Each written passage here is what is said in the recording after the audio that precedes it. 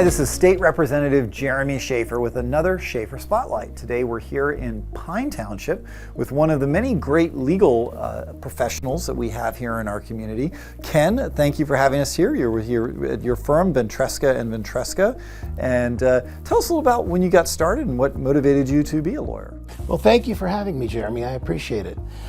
We got started in law. My wife Lisa is my law partner, and we got started right out of law school in 1992. Okay. And older gentleman we used to work for retired.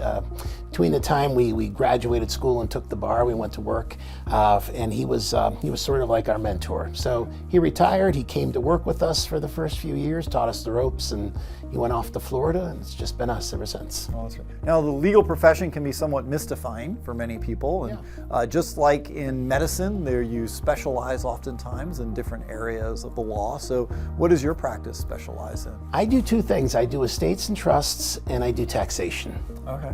Now, here in Pennsylvania, there's federal law that applies to that, and there's also state law that applies to that. And I know many people oftentimes when they're looking at passing on their assets to the next generation, they're surprised that Pennsylvania is one of the states that has an inheritance tax, which is different than an estate tax.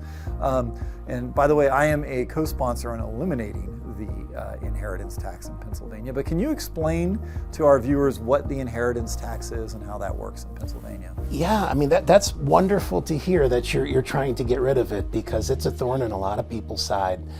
It's a tax on assets at death. So if, and there's very few things that are excluded from the PA inheritance tax. Life insurance on your life, if you're the decedent, that's about it. So the thing is, it doesn't have a threshold or a floor. So if you have a $50,000 bank account and you die with it, that's going to be taxable. Much like the federal death tax basically has a large floor. A lot of people don't get hit with it because there's a $15 million exemption. PA, you're taxed on $1.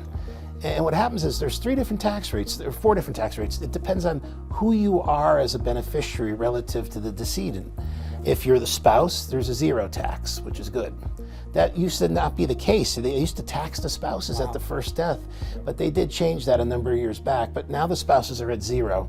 There's lineal descendants, kids, grandkids, things of that sort in the lineal line, that's 4.5%. And that's 4.5% of dated death value. So if you have like a piece of real estate, you got to get it appraised. You have a business interest, you got to get it appraised.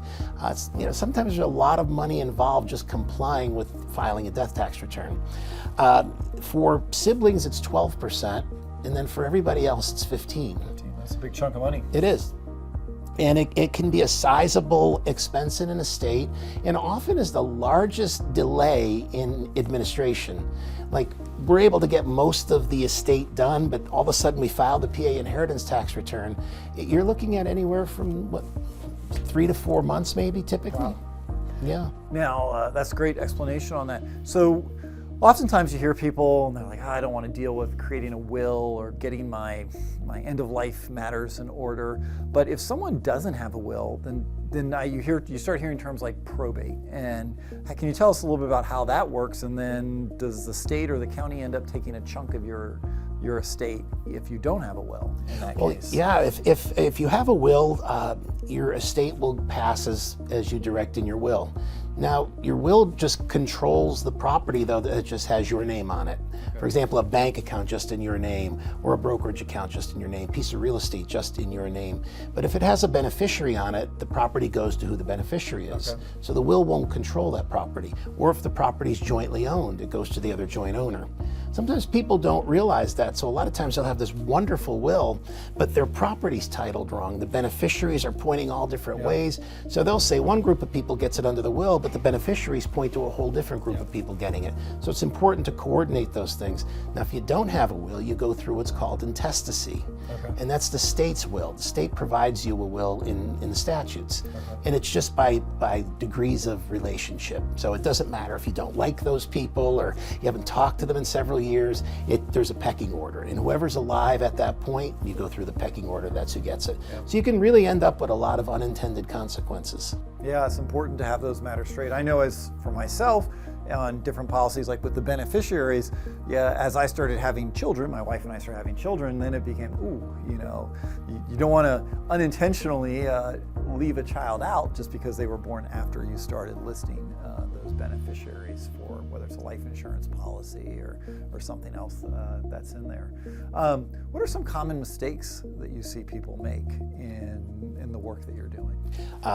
A lot of times people will name a child, for example, like they have a minor child, and they'll name the child as either like a joint owner or as a beneficiary of something. If the child's under 18, the child legally can't hold title to property. Okay. So as a result, all of a sudden now you have a person that dies, a minor inherits this asset, but the minor can't own the asset, so there has to be a guardian appointed. It's sort of like a messy process. A lot of times with minors, minors' shares should go in trust, so that basically there's a trustee that will manage it until the minor gets to majority. Yeah. What do you enjoy most about practicing law here in the area? I like helping people. I'm not from the area. I grew up in Connecticut and came out here went to Carnegie Mellon. I think you went to Carnegie Mellon as well. A fellow Tartan. That's right, and went to Pitt Law, so I've been out here a long time. And I enjoy Western Pennsylvania, I enjoy the people, and I enjoy helping people. The areas I practice in, I like to say I don't sue anybody. Yeah. I basically help people with their estates, and I help people with their taxes. So if they ever have an issue with the IRS or anything like that, we fight for them rather than against them. That's wonderful. Well, Ken, it was a pleasure talking with you. Thank you for having us here.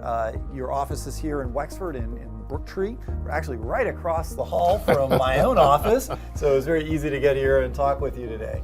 This has been another Shaffer Spotlight coming to you from Pine Township, Wexford area. As always, if you have any questions, comments, or concerns, please do not hesitate to come to one of our offices here in Wexford area. We're located in Brooktree. Over in Gibsonia, we're right on the corner of 910 and Middle Road. And if you're ever in Harrisburg, you can stop by our office in the Irvis office building in the state capitol. Thank you and have a great day.